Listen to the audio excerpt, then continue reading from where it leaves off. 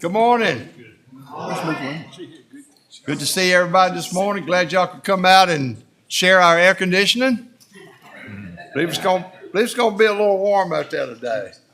But now we're glad to have everybody here to participate in your county government, and we look forward to maybe hearing from you later on. It's the board's practice that prior to the commencement of our board meeting and before calling the meeting to order, that a prayer be given. The board member who delivers the prayer may make reference to his or her own religious faith, just as you might refer to yours when offering a prayer. We wish to emphasize, however, that members of all religious faiths are welcome, not only in these meetings, but in our community as well. The participation of all citizens in the process of self-government will help our Board of Supervisors to better serve the good people of Mecklenburg County. And I believe, Mr. Frank, you have the prayer? Yes, sir. Okay. Yes, sir. Let us pray. Lord, first and foremost, we just ask you to be with our students and teachers starting their journey to school today. And we just ask you to keep them safe and inspire them to a positive future going forward, Lord. Loving and gracious God, you are indeed the giver of all good gifts, and we come together this day to seek your wisdom, your guidance, your courage, and strength. Be with us in our deliverance, and help us to be wise in the decisions we make for this county and the good of those who have placed their trust and confidence in our leadership. Give us insight to lead with integrity, that our decisions may reflect what is right and good. Keep us from short-sightedness, Lord. Help us to make decisions that strive to be for the good of all while guarding against from blind insert. Finally, dear Lord, give us the humility to always seek your will in all that we do and say. And this we ask in your Jesus' name. Amen. Amen. Thank you. All right, I will now call this meeting of the Mecklenburg County Board of Supervisors to order. Want to remind you, if you would, please, to mute or turn off your cell phones so we don't have those interruptions during our meeting. Also remind you that we do have a public comments session on our agenda. Would ask that you please sign up at the back if you wish to speak. We would encourage you to come forward and tell us about any concerns or whatever that you have as far as Mecklenburg County is concerned. And I would ask now that you stand for the pledge to the flag. I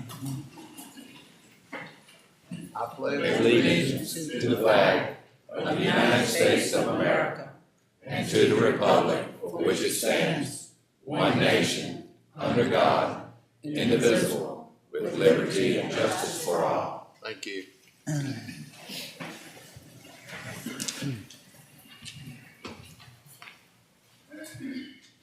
All right, board, you have in your packet the minutes of July 10th meeting. If there are no corrections to those minutes, Chair would entertain a motion to approve them or adopt them.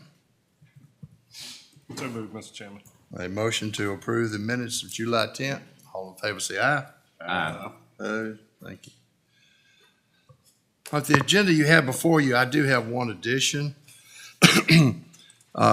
Under item K, number 9, we're going to get an update on the urban slide that occurred in Clarksville over the weekend. Are there any other additions or deletions that we need to make to the agenda at this time? If not, I need a motion to adopt the amended agenda. Motion to approve. Motion to adopt the amended agenda. All in favor say aye. Aye. Thank you. Okay, the first order of business this morning is a public hearing concerning the amendments to the fiscal year 2022-2023 budget. Mr. Gottschalk, you have anything to say before we go public hearing? Simply that this public hearing is required by the Code of Virginia if we have amendments to the budget that exceed 1% of a budget set up to provide the public with the same kind of rights that they are afforded before the adoption of the full budget. And we have a series of items that we had to amend the 22-23 budget this year, and they were all listed out in the public hearing ad that was placed as per requirements. All right, any other board members have any comments? All right, if not, the public hearing is now open to consider the budget amendments for fiscal year 2022-23. Anyone wishing to speak to this matter, please come forward. All right, seeing no one, the public hearing is now closed. We don't need to take any action, right, Alex? Correct. It will be on the committee report. Right, we got a committee report coming up. Okay. Thank you. Okay, public hearings. I do want to remind everyone about our policy concerning public hearings. Each speaker will be given 3 minutes. The time limit is strictly enforced. There's a timer light to the left of each speaker. When the green light turns yellow, the speaker will have 1 minute remaining. When the yellow light turns red, the speaker's 3 minutes have elapsed. Citizens' comment is an opportunity for individuals to address the board. The board will not answer questions or engage in dialogue with any persons addressing the board during citizens' comments or public hearings. Each speaker will provide his contact information on the sign-up sheet, and county staff will follow up if necessary concerning matters addressed by the board, addressed to the board by the speaker. So our first public hearing is a special exception permit, Terry and Shuri Fox. Mr. Henry? Yes, sir. Mr. Chairman, this is the application. I believe y'all held the public hearing on July the 10th and referred it back to the Planning Commission. And we discussed the conditions of number 4 and number 5 from 3 days prior to the event of E&S, Sheriff's Office, and the Zoning Office to 30 days. And the Planning Commission, at the last Planning Commission meeting, agreed to amend that to 30 days instead of 3 days. Okay. And Mr. Fox is here to address any concerns. Okay. All right. So anyone, Mr. Fox, have any comments before we go to public hearing? Okay. All right, the public hearing is now open to consider this application. Anyone wishing to speak to this matter, please come forward. All right, seeing no one, the public hearing is now closed. What district was this? District 1. District 1, okay. All right, what's the pleasure of the board? I move, Mr. Chairman, that this be received for approval by the board. All right, we have a motion to approve this application. Any further discussion? All in favor of the motion, say aye. Aye. Opposed? Thank you. Next is, or the next two actually, Selco Partnership, cell towers, I believe. Yes, sir. You have an application by Selco Partnership Verizon Wireless for a special exception permit to allow for a 199-foot communication tower to be located on Mecklenburg County tax number 022-000-A-043. This property is located on the south side of Highway 47 at its intersection with Route 634 Traffic Road, Election District 8, County of Mecklenburg, reference D Book LR-7-3828. Thank you. All right, anyone here representing the applicant that wishes to speak before we go to public hearing? Good morning, Mr. Chair, Good members morning. of the board. I'm Lori Schweller, attorney with Williams Mullen, representing Verizon Wireless, and with me is Larry Bickings with Sites Unlimited, who's the project manager for the site. We have a presentation to show you a little bit about the project. Unfortunately, I didn't know which order you were going to hear these items in, so I need to flip through some slides to get to the one on 47, Okay. if you don't mind.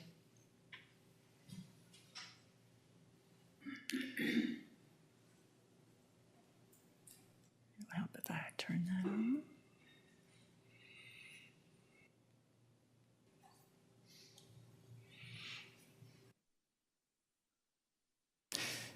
So of course, we are requesting your approval of a special use permit for a new wireless facility for Verizon Wireless. Verizon Wireless will be at the top level of this monopole communications tower.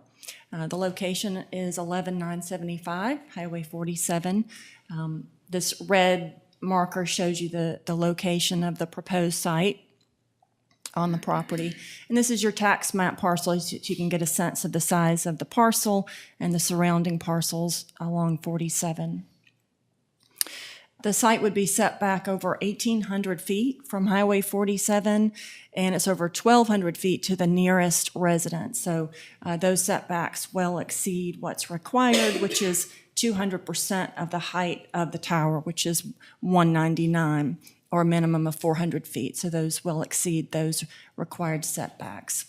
This just gives you a sense of the compound. It's an 80 by 80 foot lease area. Within that, there would be a vegetative buffer at least 4 feet wide around the compound, which is a 50 by 50 foot fenced area with all the equipment and the monopole inside. The tower is a monopole design, just a single pole. It would be a 199, including the lightning rod. No lighting at all on the pole, and there would be space for at least 4 additional wireless providers on that tower. And the cable would be routed on the interior of the monopole. We did look for other possible co-location opportunities in the area. It's always Verizon's choice to put its antenna on existing structures if they are within the area that needs to be served, but there were none. There are no existing towers within 1.7 miles of the search ring for this site. Closest tower is almost 3 miles away, which would be an entirely different service area, given that these provide service at least about 2.5 to 3 miles for 4G service, about 1.5 miles for 5G service. There's also a 298-foot Central Virginia Educational Telecom Corp tower, but again, that one is almost 3 miles southwest of this proposed site. Verizon performed a balloon test to give you a sense of what the tower would look like from the surrounding roadways. The markers that are red are locations where the site was visible, and I'll show you photographs that have the tower simulated in the photograph to give you a sense of what it would look like. Those views that are marked in blue were where the tower was not visible. So this is right at Highway 47, and this is what you would expect to see from the highway of the monopole with the Verizon Wireless array. And then looking south from Highway 47, that view also visible, and then looking southeast from Scotts Crossroads. This view is northeast, looking northeast from Scotts Crossroads, quite at a distance, and then all the other views, it's not visible from the surrounding roadways because of topography or the tree cover. So we would like to submit that this is a site that is compliant with your zoning ordinance. There are no other co-location opportunities available to avoid building a new tower. It exceeds all the minimum setbacks. There is some natural vegetative screening, but we will add the vegetative buffer as we showed. The monopole will be a neutral color, galvanized steel, and Verizon Wireless will permit co-location on the tower. So that's our presentation. I'm happy to take any questions. Any questions? Excuse me, but what was the range you said, I think you said it, of one of these towers? Yes, sir. For 4G service, we expect 2.5 to 3 miles of good service. Sometimes it will go farther, depending on, what type of tree cover, obstructions, hills in the way. But the radio frequency engineers like to have these towers 2.5 to 3 miles apart for good, seamless coverage. For 5G, that's shorter. It's 1.5 to 2 miles. What is like your long-term plan? Is it, I would assume that we need more towers in those areas. So, what decides, like we're doing these 2 today, we're talking about, what makes you what's the decision being made to go forward with 2 more towers down the road? Is it cost or what is it? Well, it's a decision of the radio frequency engineers based on the entirety, not only of Virginia, but then Verizon's decision nationwide. So the RF engineers will determine where new towers are needed and request those towers. People will go out and find good locations and work on leasing. And of course, that's happening all over the country, all over the state and all over the country. And Verizon ranks all of those proposed sites in order of priority for how much needed. And those rankings get shuffled around constantly depending on where they are in terms of due diligence analysis of the land and zoning. And so things move around, and then by the time you get to the fall of the year, they decide what's going to be built the next year. So Larry and I don't necessarily know what other sites are coming along in Mecklenburg County other than the two we're presenting today. That kind of information changes all the time. But if you do have concerns about coverage or complaints, that matters a lot. And so it's always good to register those complaints with Verizon. Okay, because it is a large need for better service from Verizon in our area. And these two certainly will help. They are kind of in our district and all of that too. So Yes, sir. it's a big need.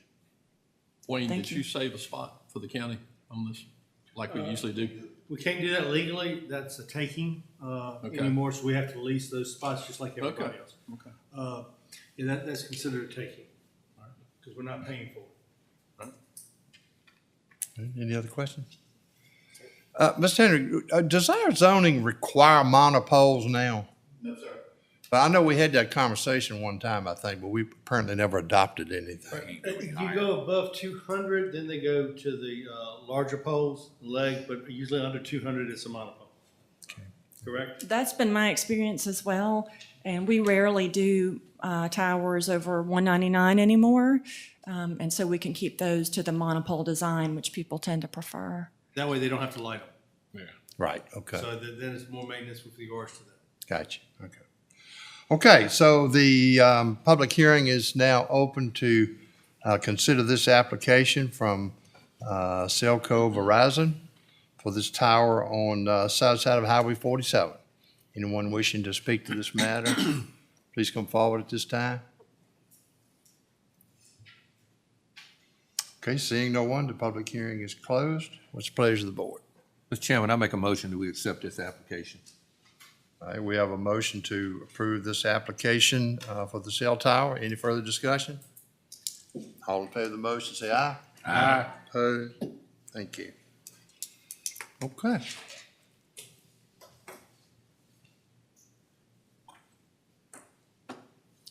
Okay.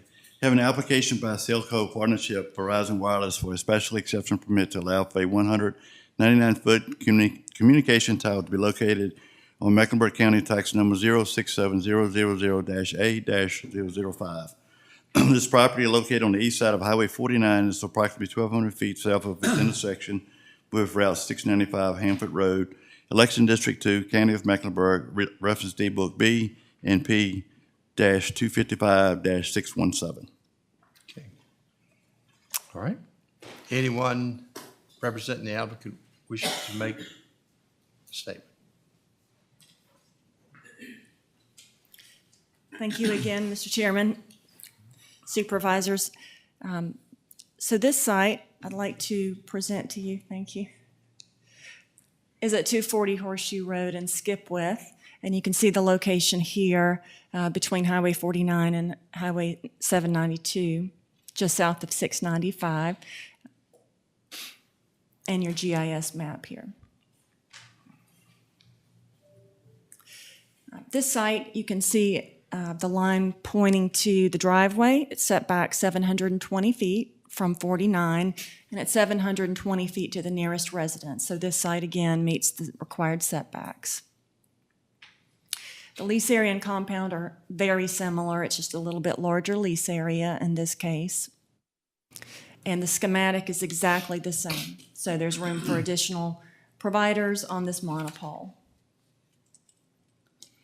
In the balloon test performed in May, again, I'll show you those visible locations right near the site and to the south.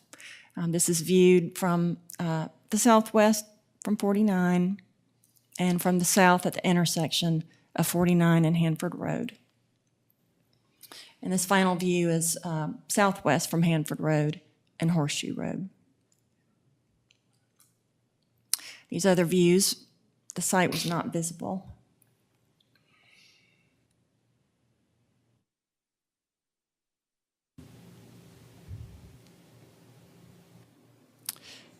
In this case, there were no structures at all in the surrounding area, so there are none to report to you from this survey. Again, it meets all the required setbacks. There is an existing vegetative screening on this property, but we are adding a landscape buffer, just like before, same design as before, and same monopole design and permission for co-location for other wireless providers in the area. So I'm happy to take any questions about this one. Any questions on this one?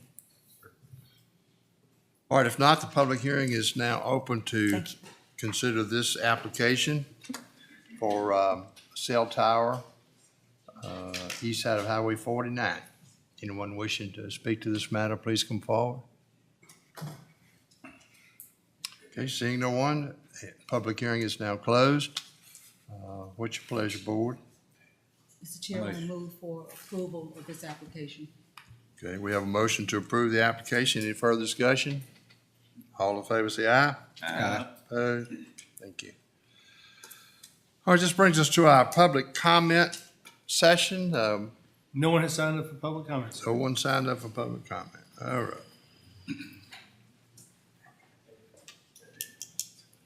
Next, we have has to adopt a resolution honoring Mrs. Jane Pascal. This is brought to us by Mr. Hargrove. Mr. Hargrove, you want to read the resolution? No, sir, if I may. What I would like to do, because they couldn't make it here today, and I would like to present it to her at a later time in a different setting. Okay. But I would like to move that we adopt this resolution for her to receive. Okay. And this resolution is to honor her for her 100th birthday. 100 years. Yeah, so, okay. And you've heard the motion to adopt the resolution. Any discussion? All in favor, say aye. Aye. Thank you. All right, Mr. Gottschalk, proposed road name change, Trailer Park Road. Yes, Mr. Chairman. About a couple weeks ago, we received an inquiry from citizens who live on this road inquiring about the potential to change the name.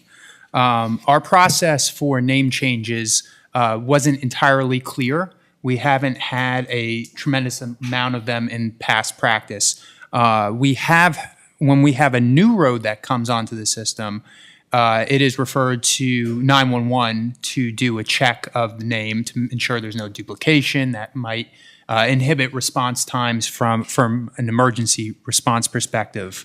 In this case, the only recent prior example we had of a name change was brought forward by us, the county, ourselves.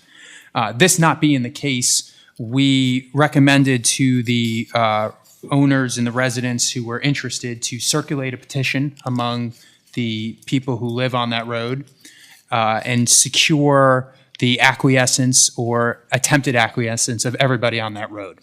The petitioners chose the name, which we then reviewed in our system and found no duplication and therefore no reason to have another name other than the one that they proposed, which was Treetop Lane was the top choice of the applicants. They did contact everyone on the road. A number of people responded and agreed. Several were unreachable. A few properties were vacant. But everybody who was contacted and responded in the affirmative that they were willing to have the name change from Trailer Park Road to Treetop Lane. As part of the signing the acknowledgement of the change, the owners and everyone on the road accept the responsibility that they will contact anybody who needs the road changed in their system, banks, friends, mailing, the whole works. So they will assume all the cost responsible of that. The county won't bear anything related to people's need to change the name in respective systems. I do believe one or more of the applicants may be here today and would be desirous of speaking to the reasons for why they would like this name to be changed. Anyone here representing these? Yes, sir. Yeah, my name is Jeffrey Smith. I live at 554 Trailer Park Road. My wife Lynn is with me. I've lived there approximately 2.5 years. There is no trailer park on Trailer Park Road. There are a couple of trailers, but most of the residents are single family. So we just got married a couple weeks ago, and we figured this was a good time to change the name of the road, since she has to change her address anyway. And that's about it. Okay. All right. Thank you very much. Very good. Thank you. So I guess how do you file this with the post office too, so that they know? Yeah, that we will do that. 911 will send that over to. They'll change it in our GIS and send it over to the post office for its change there. Okay. So the official name would be Treetop Lane. That is correct. Okay. All right. So need a motion then to. Well, whose district is this? This is mine. Okay. Mr. Chairman, this is my district, and if these fine people would like their name changed on their road, I think it needs to be changed. So we'll make a motion to change Trailer Park Road to Treetop Lane and go from there. All right. Very good. You heard the motion. Any discussion? All in favor say aye. Aye. Opposed? Thank you. Kevin, our VDOT monthly update. Good morning. Good morning. Y'all should have got our monthly report sent to y'all's board package. A few things I wanted to hit on. The rural rustic project, Estes Road, Woodland Road is complete. State Line Road is currently under construction, and that one, we don't see no problems with getting that one completed by the fall of the year. Route 92 Bridge is open for traffic. You may see a work zone with some flaggers there as they wrap up that project out there on 92. Second round of primary mowing is underway and is going good. The next round of secondary mowing is scheduled to start in mid-September.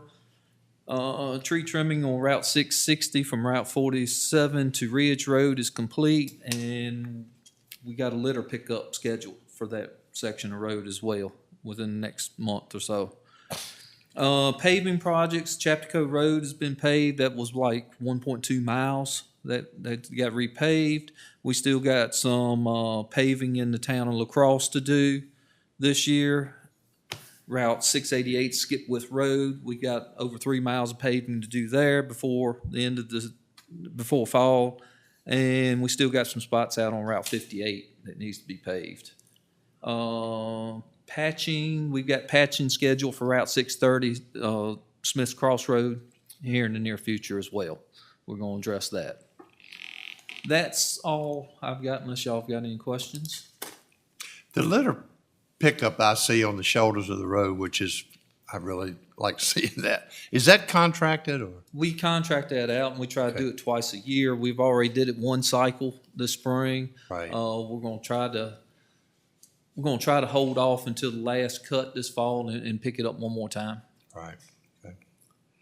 I see a lot of pipe being put in on a lot of secondary roads. Now, will they be patched, or are we planning on paving those whole roads? They'll be patched. If they're on surface treated roads and stuff, they'll probably go back in and they'll either tar and gravel it once it settles out, or they'll go in and plant mix it. But all that will be done. Okay. Yes, sir. All right. Any more questions of Kevin? All right. Thank you, sir. Thank you. See you next month. Ms. Lundy's not with us. We got a joint. Who's gonna, Scott, you want You want me to read, sir? to? Yeah, why not? Okay, thank you. The Joint Education Committee met on Thursday, July 27th at 4 o'clock. The meeting was called to order by Mrs. Lundy. Members pledged allegiance to the flag. Mr. Honeycutt made a motion to approve the agenda, seconded by Mr. Edwards, with all committee members voting in approval. The informational items, Transportation Office and Student Services Facility. Dr. Warner and Mr. Dalton were there. Dr. Warner provided information on the proposed Transportation Office and Student Services Facility. The proposed building will be a 100 by 30 with a possible loft and will be paid for with the ESSER funds. The presentation may be seen on board docs. Next, discuss the alternative learning program location. Dr. Warner provided a proposed renovated layout of the old community center located at the new school complex. The renovation included 2 new classrooms for the alternative learning program and 2 offices for the agriculture department, 1 for the agriculture supervisor and 1 for storage. The building will have 2 entrances to keep the alternative learning program separate from the agricultural offices. It is estimated the renovation project will be completed by next year. The presentation may be seen also on board docs. Members discussed meeting places for the FFA club and after-school use of the community center. Also discussed were counseling staff, food services, and a building with a separate space for the alternative learning program. I believe it was some discussion of Mr. Brinkley and other members, Mr. Hargrove, that the fact that I believe y'all thought that classes were going to be there. They were actually, I think the school system was thinking more that it was just the FFA would be there in the afternoons. The problem they said is with the size of the program, it's really not large enough of a meeting area to use. Would you correct, Ms. Blackwell, also, you were on the committee. I believe that's pretty much what was said. Overview of the agricultural strategic plan. Mr. Benjamin, who is the head of that, presented the committee with an agricultural program strategic plan, which describes the first year of the program and the goals of year 2 and beyond. The strategic plan may be seen on board docs. Emphasis was placed on student and community engagement to grow the program. Currently, the only part of the properties being used for the agricultural program or what can be managed. Also discussed was the importance of a 5-year plan for the use of the property, the meeting space needed for the program, student interns, and student placement. Grants are currently being written to support stocking the ponds with fish and other aquatic features. The RFP has been posted for the construction of the new transportation facility and the renovation of the community center for the ALP program. The information from the meeting will be brought back to the Board of Supervisors for further discussion and input. That's all I have. And I think the largest amount of the discussion was the use of the old community center with regards to the agricultural program and where they're meeting. I think the agricultural classes are being presented in the classrooms currently inside the building, correct? Right. Yeah, when we purchased that land at first, we talked about that building was going to use strictly for ag.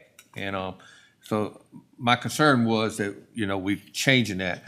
But the biggest thing I wanted to make clear to the group, I didn't want the ag program to be put on hold, and just put off. But Mr. Benjamin, I think he's a 12-month employer in there. He's taking care of that. And I asked him, and he had full confidence that the plan that's in place and what we're trying to do, that he's good with that. And so, he's going to be the one there running it, and he's the one we're going to be looking at. And so if he's got confidence he can do it, I'm good with that. All right. Very good. All right. Any other questions? Okay. All right. Budget and Finance, Mr. Jennings. All right. Everybody's got plenty of time. The Budget and Finance Committee met on Monday, August 14th, 2023 at 8:30 a.m. in the Board of Supervisors meeting room. Members present: Jim Jennings, Chairman; David Brinkley, Charles Jones, Tom Tanner, Sterling Wilkinson. Also present: Glenn Barber, Andy Hargrove, Wayne Carter, County Administrator; Judy Sheffield, Assistant County Administrator; Alex Gottschall, Deputy County Administrator; Ed Taylor, Commissioner of Revenue; Sandra Langford, Treasurer. Chairman called the meeting to order.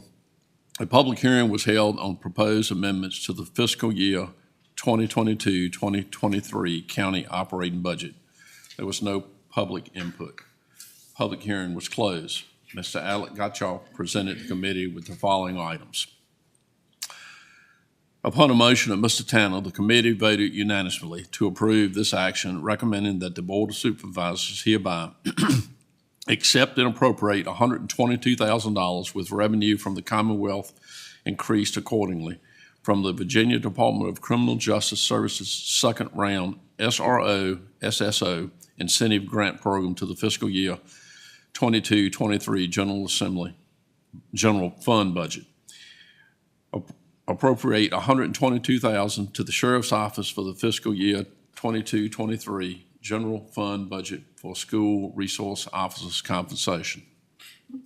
Upon a motion of Mr. Jones, the committee voted unanimously to approve this action, recommending that the Board of Supervisors estimate and appropriate $241,664 with revenue from general fund transfers increased accordingly to the new elementary school fund. Appropriate $241,664 to new elementary school fund in the fiscal year 22-23 budget for Clarksville Elementary School land acquisition and financing costs. Upon a motion of Mr. Brankley, the committee voted unanimously to approve this action, recommending that the Board of Supervisors hereby estimate and appropriate $62,233 with revenue from the fund balance increase accordingly to the Rescue Squad Fund in the fiscal year 22-23 budget. Appropriate $62,233 to the Rescue Squad Fund in the fiscal year 22-23 budget for startup expenditures. Upon a motion of Mr. Wilkerson, the committee voted unanimously to approve this action, recommending that the Board of Supervisors hereby estimate and appropriate $700,000 with the revenue from fund balance increase accordingly to the Economic Development Fund in fiscal year 22-23 budget. Appropriate $700,000 to the Economic Development Fund in fiscal year 22-23 budget to execute a contract with the Roanoke River Service Authority. Upon a motion of Mr. Jones, the committee voted unanimously to approve this action, recommending that the Board of Supervisors hereby estimate and appropriate $1,545,049 with revenue from proceeds from the financial institutions increased accordingly to the SNAP Fund fiscal year 22-23 budget. Appropriate $1,545,049 to the SNAP Fund in the fiscal year 22-23 budget to pay the costs incurred related to the Clarksville Elementary School project. And Mr. Chairman, I would like to present what I have just presented as a motion to the board to be accepted. Okay. All right. You heard the motion. Any discussion? That was quite a mouthful, Mr. Good Jim. job. Could you repeat that, please? Oh, we got more. Okay, all in favor of the motion, say aye. Aye. Opposed? Thank you. Okay, moving forward. Upon a motion of Mr. Tanner, the committee voted unanimously to approve this action, recommending that the Board of Supervisors hereby estimate and appropriate $2,475,696 with revenue from business, personal property increased accordingly to the fiscal year 22-23 general fund budget.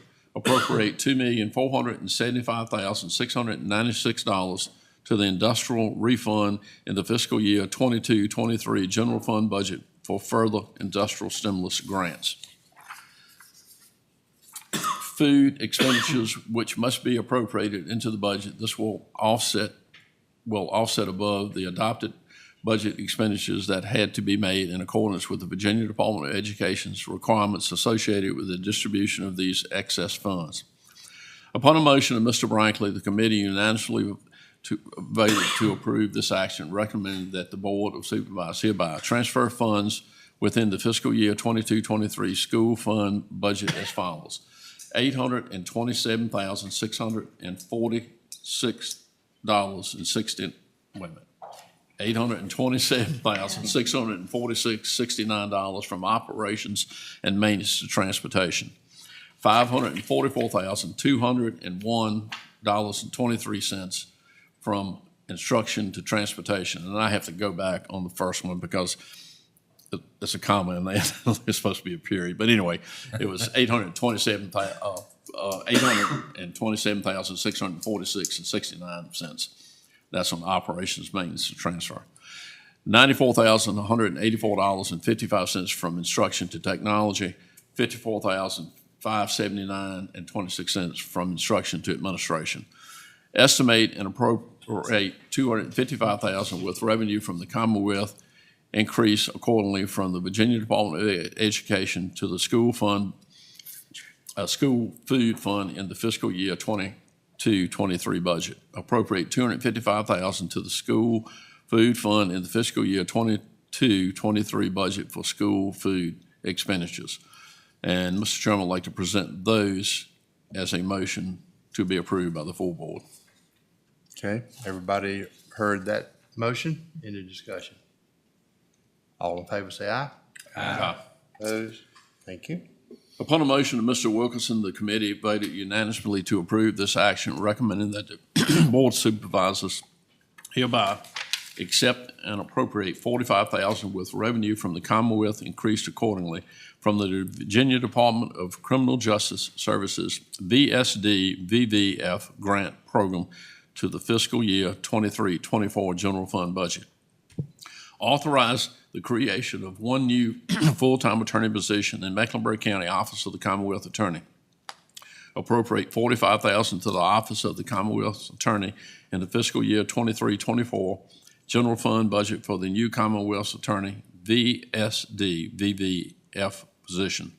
Transfer $57,023 from multi-purpose general government to the Office of Commonwealth Attorney in the fiscal year 23-24 general fund budget for the new Commonwealth Attorney's VSD VVF position.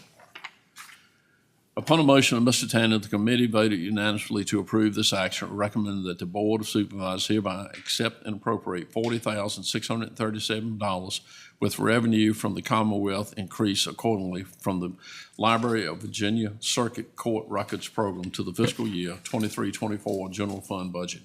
Appropriate $40,637 to the Clerk of the Circuit Court in the fiscal year 23-24 general fund budget for records digitation.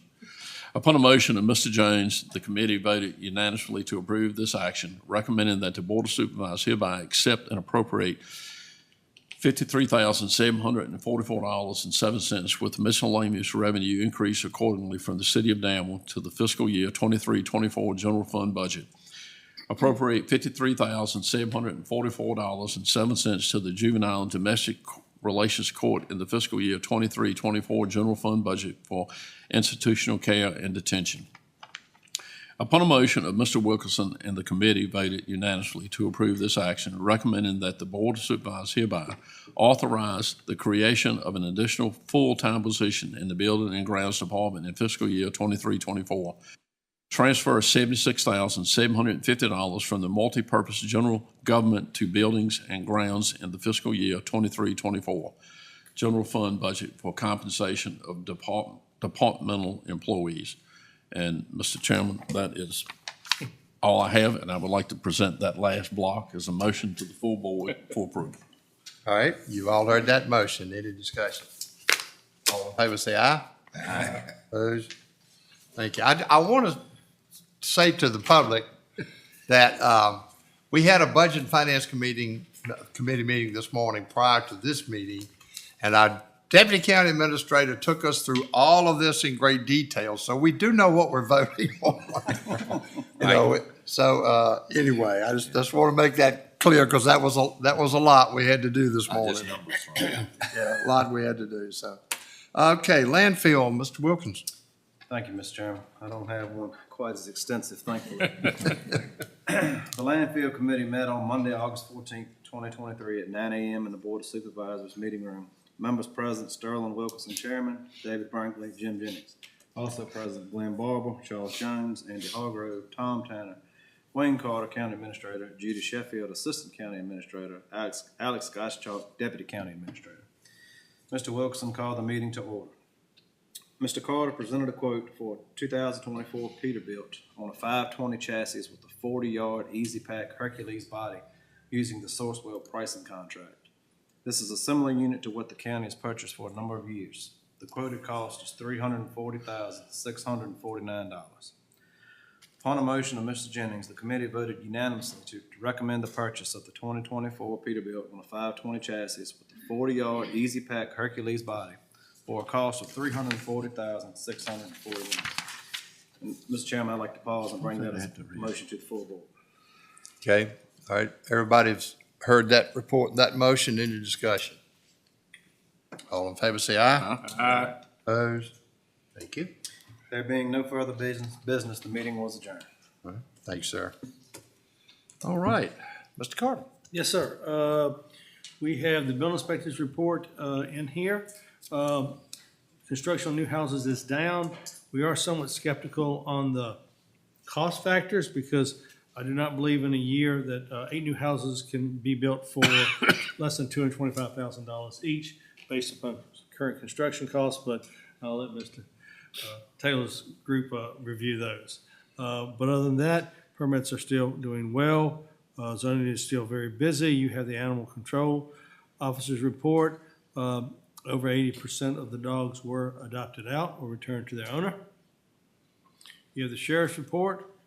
Any questions on that? Number of businesses checked still was right at 2,000. We have an MOU for a VATI contract. We're joining with Brunswick, Halifax, and Greenville for this one for the FY 2023. I'm not sure it's not in here, but we would like approval so that we can sign off on that. It is the exact same contract as what we approved last time, with just the addition of Greenville County to it. Okay, so you need a motion on that. All right, we need a motion to approve this final MOU. And I'll be glad to send it out to you, but I was out last weekend, didn't realize it wasn't here. So moved, Mr. Chairman. All right. But Heard the there is no motion. wording change. Heard the motion, any discussion? All in favor, say aye. Aye. Opposed? Thanks. With regards to broadband, we are continuing to move forward. We are very pleased to say that the number of permits for VDOT have increased greatly in our county in the last month. They're moving forward. We are seeing no delays with regards to equipment, et cetera. They have gotten over 4,000 now people hooked up with Empower. That's great. The largest area, the concentration, of course, is the ART. Americamps, River Ridge, Tanglewood, they're still adding people on the south side. They're working heavily in the Marymount area, and they're working all out through the Buckhorn area right now. Is that what they're putting on 47? Is that the fiber for Dominion? That actually, I believe, if I'm not mistaken, is Mid-Atlantic Broadbands. That's what? Mid-Atlantic Broadband, Okay. okay? Dominion is also working. But that's now through- Dominion's stuff, right? I think that's actually a separate contract on that. Dominion is doing middle mile, but if I'm not mistaken, that crew is working for Mid-Atlantic.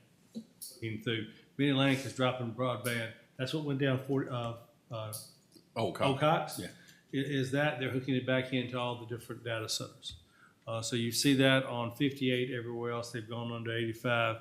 We are seeing some progress with regards to Dominion. I did sign a letter along with the county administrators from Brunswick and Halifax regarding the lack of progress by River Street. I sent that out to you all. We have not heard anything from them. We are objecting to an extension of their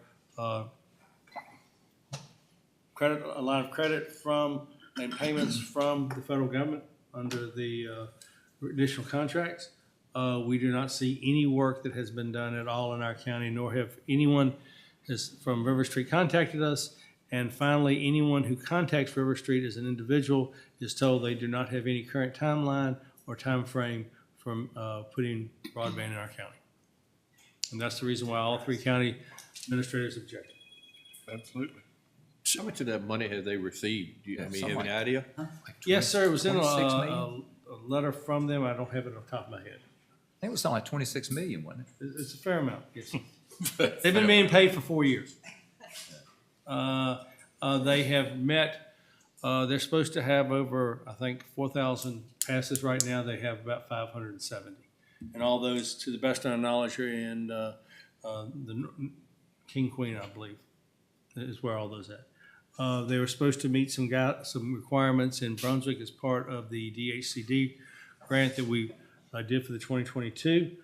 They have not met any of those. So how long ago did they get this money? 2019 was when they started getting funds.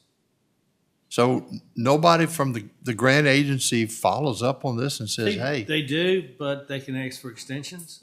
They got one before. They've asked for an extension again. We are objecting to the extension now. That is up to the federal government. The FCC is the ones who did that program, not the HCD. right, okay. Okay. Okay, next item. Just for an update, the booster station for the transmission of Transco has been approved by FERC. Once they come up with a time frame, they'll come back to give you all that update with regards to that. But it was approved at their meeting 2 weeks ago. Parkview High School RFI, Alex is up. I just wanted to use this opportunity in this public forum to pitch the one last time submissions for Parkview High School site as part of our RFI process. The deadline for that is Wednesday at the end of business operations. So if anybody has a submission that they are holding on to, go ahead, please hit that send button on whatever your chosen email provider is so that we can receive it and consider it. I will say that at this point in time, we have received 2 submissions that are done and in. I received outreach and inquiry from probably about a half a dozen others, but that just because people inquire does not mean that they end up going through the whole process. So I'm certainly hoping to receive more so that you all will have the ability to consider a wide variety of different options. But at this point, we have 2, and the deadline is at the end of the day, Wednesday. So go ahead and send those in, and we welcome all opportunities and all ideas and all submissions. Refresh my memory. What's the process going to be as far as screening these things and just making a decision?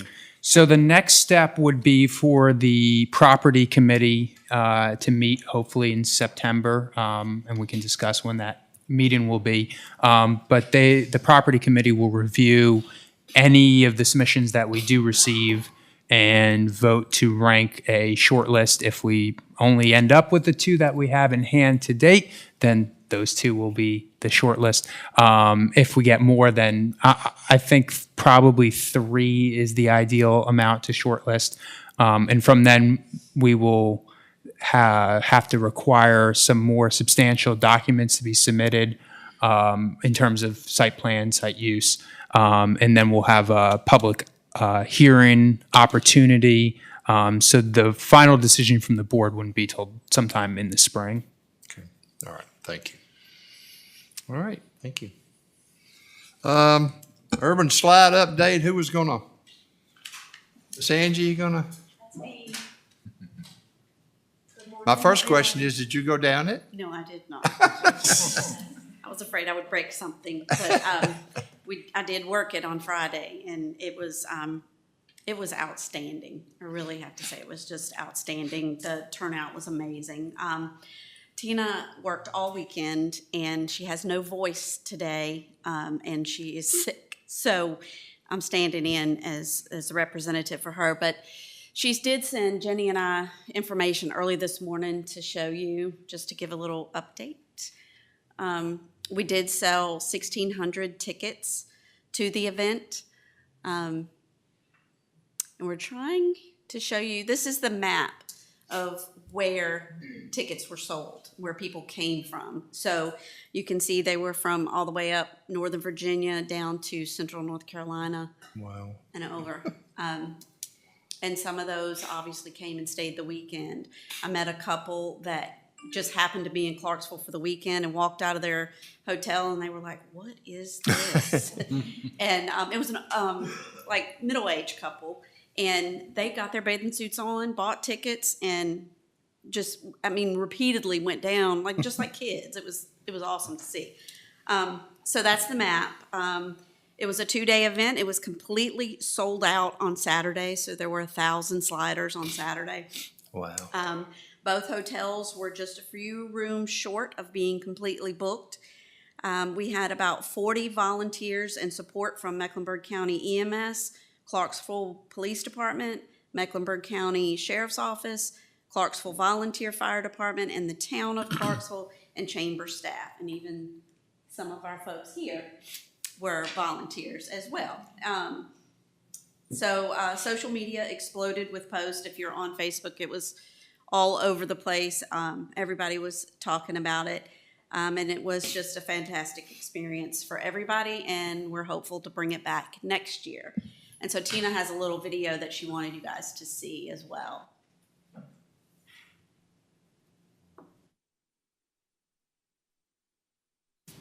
This is before everybody, the beginning was before everybody showed up.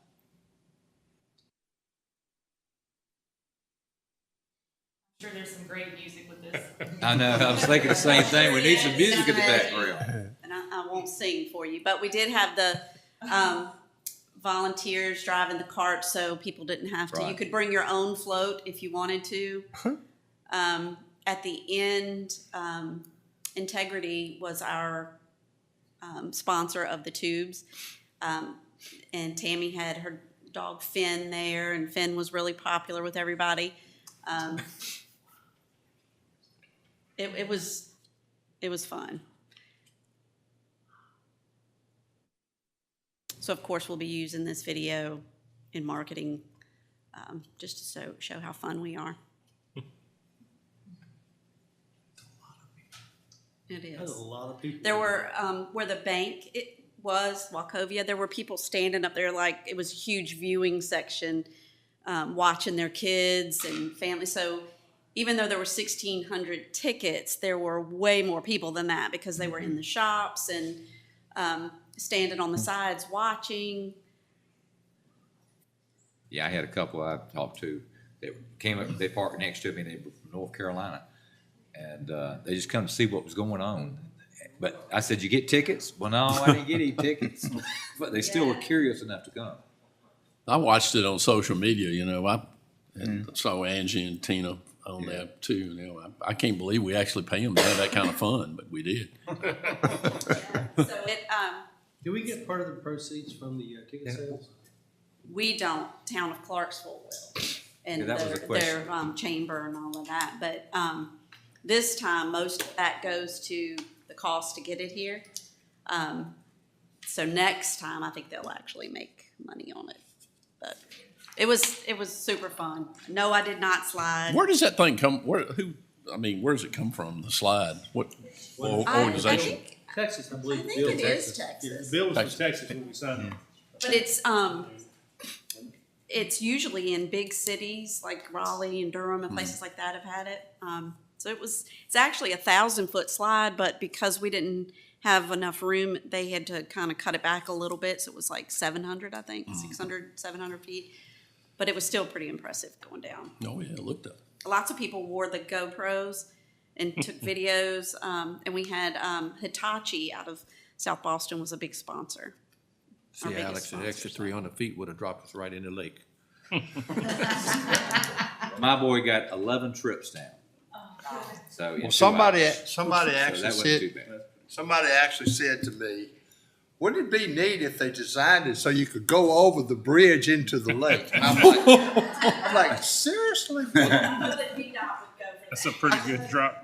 Also, the problem of moving bodies out because the next group just keeps landing on top of them. I'd like to see you get that insured.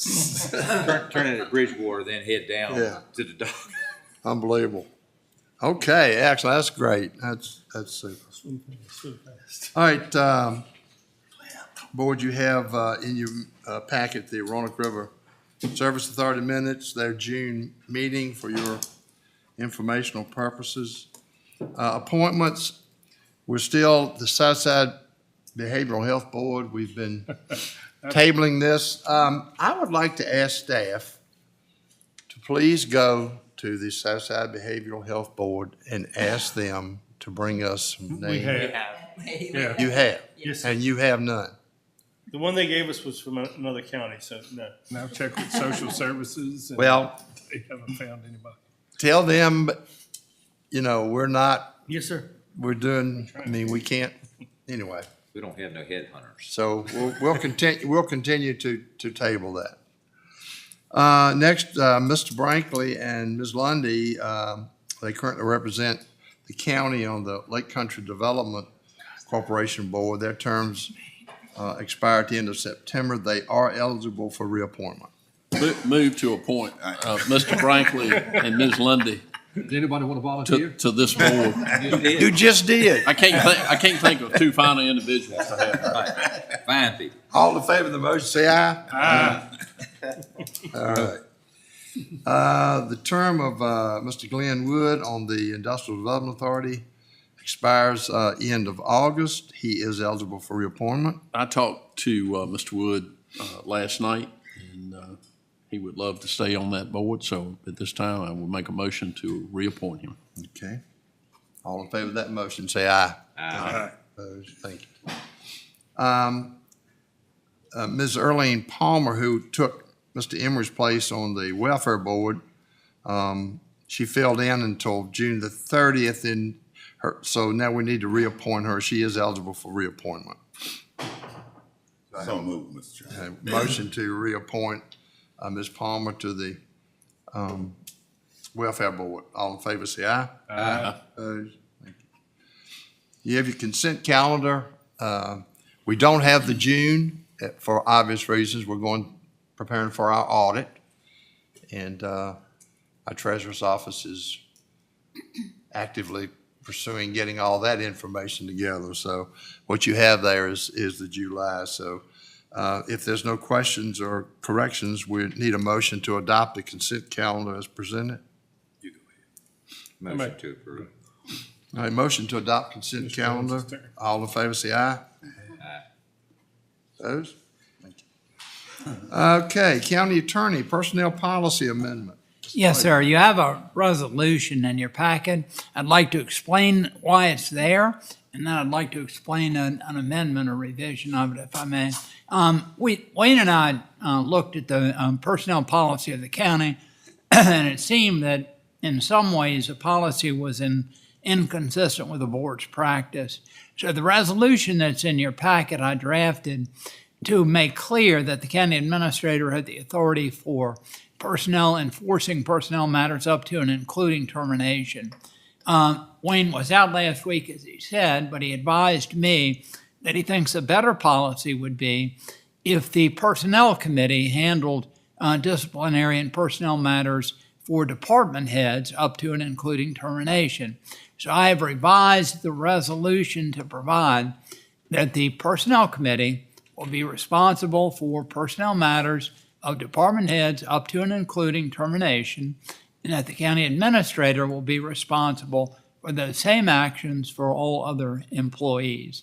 So we would recommend adoption of this resolution if you see fit, and that is amended. It is not the one in your packet. I really dictated it over the weekend, and I'll email it to you after this meeting. Okay. Anybody have any questions on that? The question I have, when you say personnel matters, that's a broad area. It is.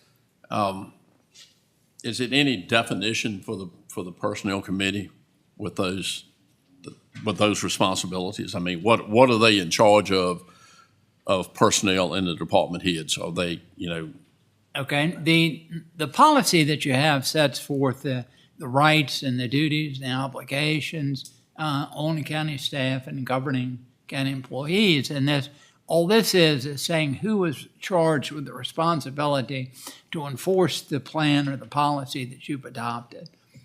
I don't know if that's responsive, Mr. Jennings, but They would do the interviews and also report back. for department heads, like we had kind of talked about in the past somewhat. But so I would assume that personnel committee sets salaries bonuses, merit raises, anything? Merit raises and things of that nature, staff does as part of the budget process. Okay. If there's, we have done that in the past. That's also been the policy. I've reviewed some of those with the chairman of the committee. We don't get the whole committee together for it, but I've done that in the Okay. past. That does not flow through the personnel committee? Would that be better to go through the personnel committee, even that, though? I mean, what do you think? That's up to, Maybe in the future, I don't know. in most places it's not. That's something that the staff does. If we see. Well, and I completely get staff doing it, but I would think staff would make a recommendation to the personnel committee. That's a board decision. Since this resolution has switched it over to the personnel committee is dealing with department heads, am I right? That's basically what you're saying. You know, the question is whether you want obviously the question is, do you want the staff to do that so you don't have to be bothered with it, or do you want them to make a report? Well, I think we changed that, as far as the personnel committee doing all the hiring and everything, which I think was, a really good idea for everybody involved. But, maybe the department heads, just for that check and balance, maybe you should write that. I mean, you're talking about just on the merit raises for the department heads. Well, the whole, whatever everyone. you do with a department head, period, whatever it is, it doesn't make any difference what it is. Okay. Okay. So I don't know how you want to handle that, but that's kind of the way I see it. Mr. Brankley, you have anything? Well, and it's nothing to do with a trust issue or in No. any way. I think it's just for knowledge. Yeah. For the committee and the board. And Wayne, I'll have to say, we've been dealing with you for 20 years. We're pretty comfortable with you. Understand. We don't, in fairness to everybody, we don't know who's going to be the next county administrator. We don't know what kind of recommendations the next county administrator is going to be making. I understand totally, sir. I have complete resolve with everything you've done, but I think going forward in the future, it needs to be a little check and balance there. Well, we can do this one of two ways. Mr. Jennings, if your intent is clear, you can act on that and I'll revise the resolution and circulate it subject to your approval. If you'd rather see it in writing first, I'll do that and we can adopt it next month. Ms. Whichever Slayton, you I prefer. trust you too. Okay. I don't know well, thank you. I just said, Made but, my day. But I'm thinking about 5 years from now. We don't know what's going to be going on. But the thing that I was looking at earlier, and without consideration of what you had recommended, is that by the time that us as a board and personnel gets to where it needs to be done, then the individual who needs to be reprimanded has brought a lot of contentious morale within the department, which defines the responsibility of everybody else. So in other words, what they have done, they have brought havoc in the department, which does not allow them to do a complete job. So we need to go ahead and remove this problem so that we can move forward.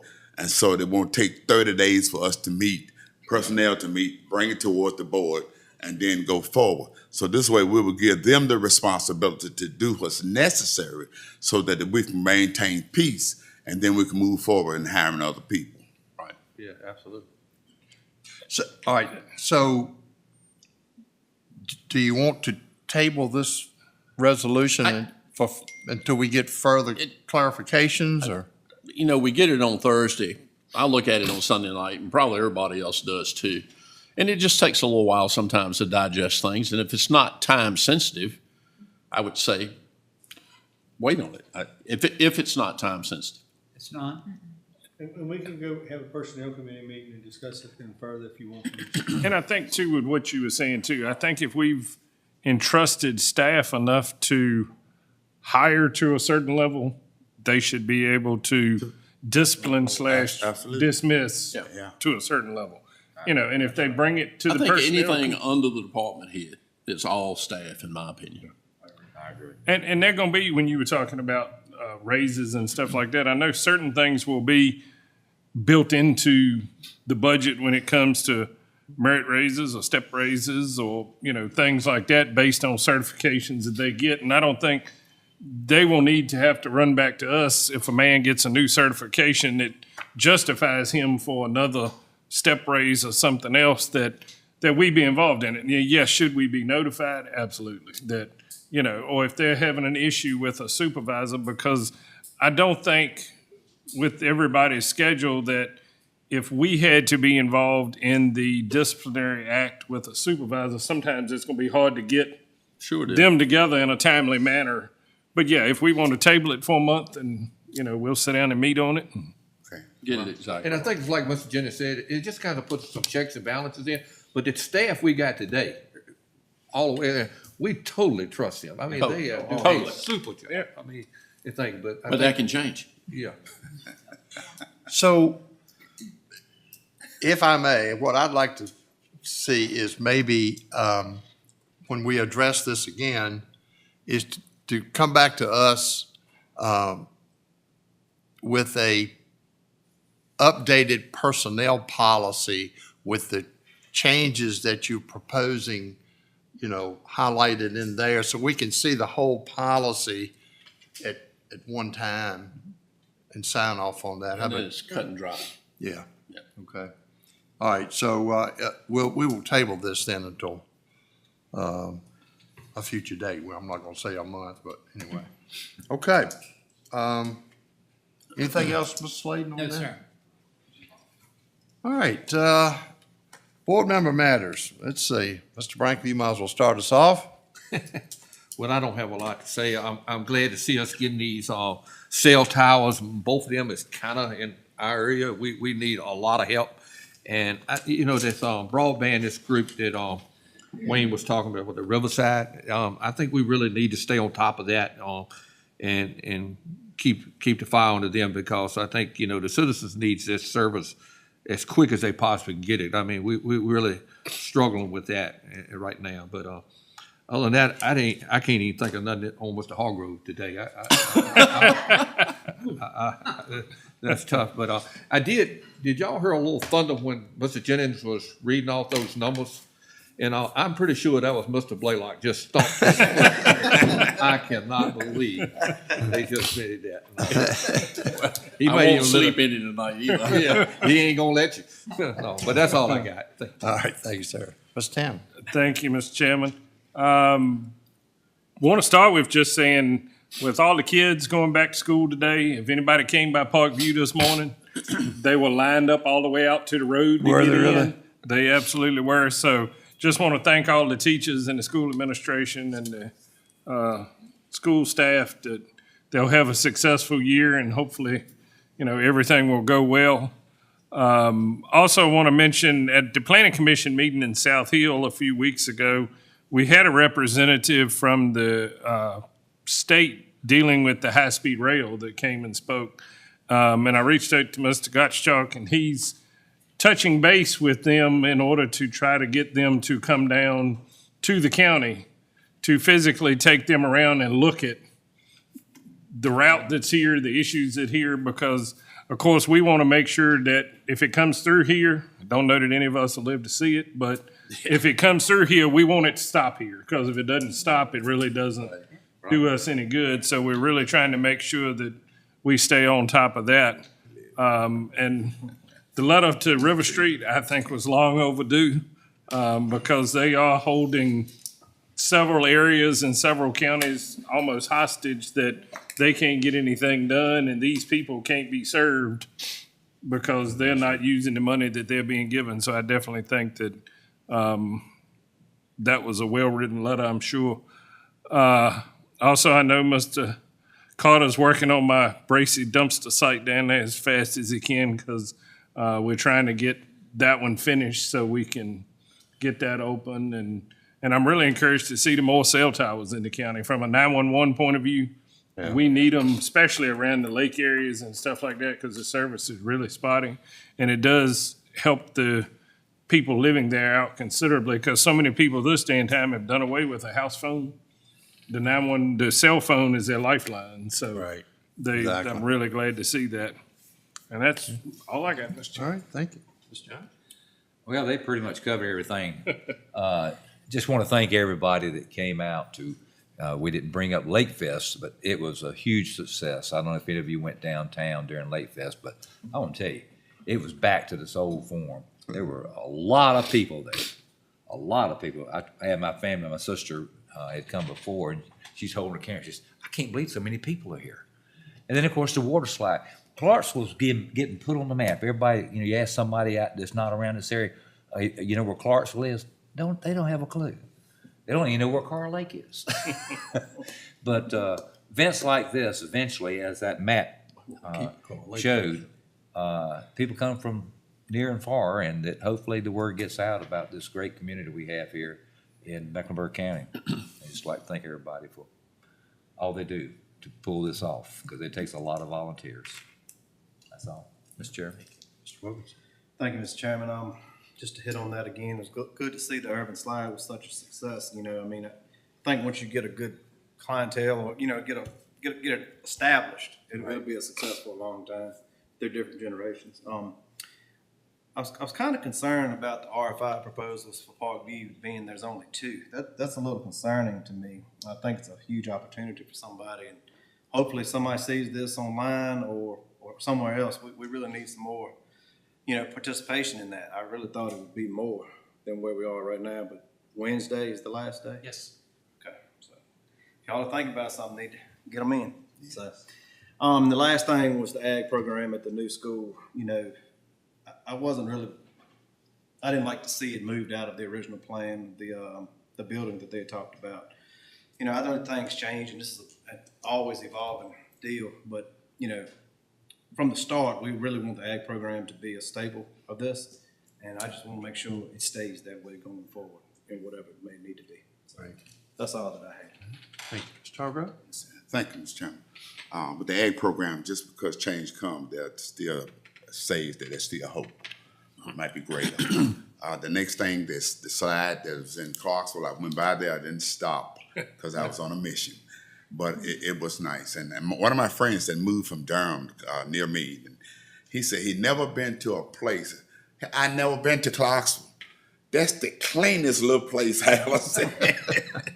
And he's right. Clarksville is a very clean place. And I was hoping that, Ms. Carter, did you ever get down there to be the first one to slide? I was on vacation. Purposely. This next month, September the 30th at 1 o'clock at the Methodist Church in Clarksville, I'm a part of what we call the Clarksville Community Choir, where we raise funding for the Mecklenburg County Council Association. And I think, if I'm correct, in the last 8 years, we have raised and donated to the Mecklenburg County Council Association somewhere around $72,000. It's not to be compared to the rest of them, but still, every little bit helps. And I'm inviting all of you all, if you have the opportunity at the time, and Alex, I know you can be flying away visiting your father, your grandfather, to come and support the cause. In April, we did a fundraiser for the museum in Clarksville. And so we did very well. We did a little over $8,000 a day for the museum. So I'm just asking to come. I know in South here they have a lot of stuff going on, but I want you to come out and listen to a little bit of country music from the black folk. Sounds like fun to me. Mr. Hargrove, I Yes, was sir. going to ask you if you and Mr. Brankley are going to be singing a duet.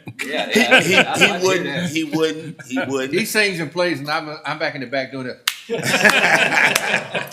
So yes. Okay. But I also, there's something else I have not seen. The time is drawing nigh, and I have not seen any campaign signs from any of us on the highways, in the bushes. Well, y'all don't have anybody running against you. Well, you still need to say I'm running. Yeah, well, my sign's getting ready to go up. I thought you had Sometimes you got to fly under the radar.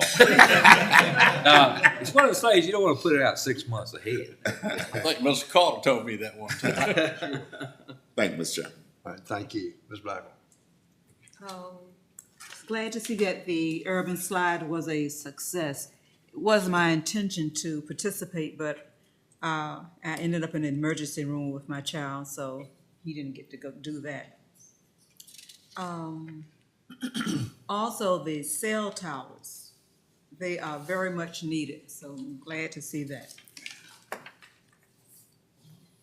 That's all I have. Okay, all right, thank you. Ms. Jennings?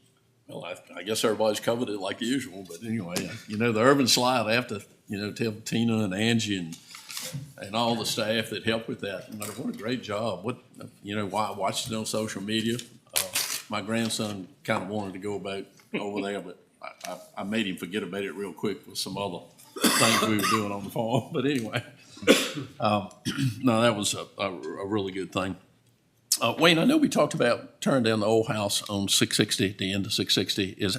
What's the status of that? We had an issue trying to get the electric removed because the electric is cut off. Well, we've got to get the electricity hooked back in by Dominion because they won't actually take the underground up because it's not hooked up. But they said you've got to actually have an active system for it to work. That's both Paul. And I called Ernest about that, and I never heard back from you, Ernest. Well, I don't know. And I left you a message. Uh-oh. That's my community rep. How you feeling now? Welcome back, Wayne. Yeah, since we're talking about 660, I know they cleared the right of way right there as you turn to go into the backside. That strip right there. I don't know what it costs, but I know Asplin stayed there for a couple of weeks. Oh, more than that. Yeah, and I was amazed because a logger would have gone in there in 3 days and done the exact same thing and been clear. I'm really puzzled by that. I'm sure Asplin works by the hour. I guarantee it. But the problem is I can't get anybody in there till we get the power removed because it's still hooked to the transformer, and while the meter's pulled out, it's still live. Could be. So no one's going to do this until I can get it done. But Dominion keeps telling us we got to have an active service in there for order for them to pull it. So that's the problem. It's going to be interesting to see how this works. Well, maybe things will get motivated this morning. Who knows? It's awesome. Yeah, thank you. I think you probably could take care of that for me. Thank you. All right. Thank you, sir. But the last thing all the stuff going on in the county and the growth in the county and these 2 lakes and everything, what a great place for young people to come to now and enjoy this county, and they don't have to worry about the hustle and bustle in somewhere like Richmond or Raleigh or that kind of thing. This place has got it going on. And we got a lot of young folks coming back here. We got one sitting right here. We are. So, just a great place to be as Mecklenburg County right now. That's all I have. Mm-hmm. All right, thank you. I wasn't able to attend, but there was a show at the Colonial Center this weekend. I think it was Sounds of Soul, I believe was it that? I understand it was just an outstanding show, and they drew a really great crowd. So I was really glad to hear that. My grandson is gone off to college. Oh, no. Today is move-in day at Ole Miss, so his grandparents are depressed. But on the Parkview thing, Alex, this RFI there's nothing says we're going to really get any proposals that might be acceptable to the county as far as that. So I would really like to see the county come up with a what-if scenario where maybe if the county finds it may be more prudent for the county to take it and run with it in some, I'd like to see that be studied very carefully.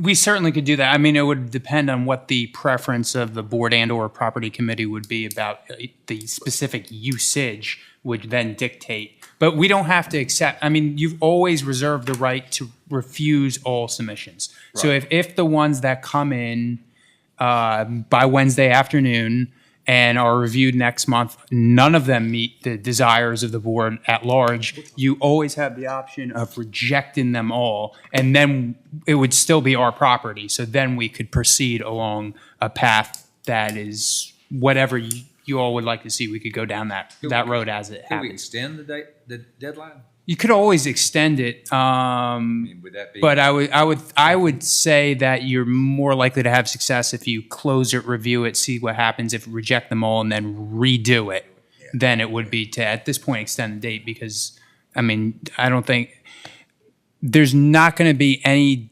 action that would be different that would be done on, like, say, Thursday or Friday that wouldn't have been done last Thursday or Friday by just pushing the date. So there's no mechanism that would induce any other applications by giving them extra days at this point in time. All right. That's all I have. We do need to go into, yes, sir? No, I'll speak Gonna with talk her to Ernest Wayne? later. Oh, okay. I didn't know what was going on there. All right, we do need to go into closed session to discuss real estate matters and also a solar siting agreement. So we need a motion to go into closed session. Move, Mr. Chairman. Motion to go into closed session. All in favor, say aye. Aye. We're in closed session. We'll take about a 5-minute break.